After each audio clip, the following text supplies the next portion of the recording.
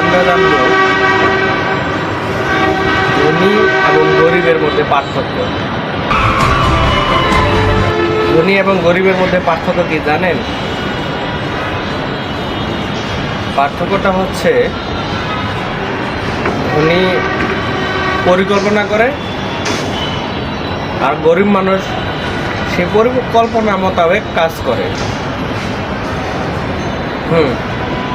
এটাই বাস্তব। ধনী মানুষ পরিকল্পনা করে আর গরিব মানুষ সেই পরিকল্পনা মোতাবেক কাজ করে। ধনী এবং গরিবের মধ্যে